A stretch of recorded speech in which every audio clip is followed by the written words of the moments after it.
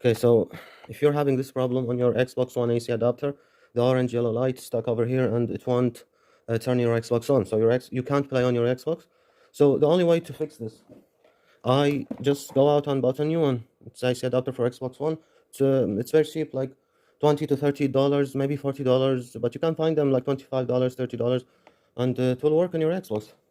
So like there's a lot of differences. The old one uses like there's two holes here, and I'm gonna show you the new one. So right here is the new one. It's plugged into the Xbox and it's working. The new one has two, like three heads, three holes here, and it even has a green light over here. The new one.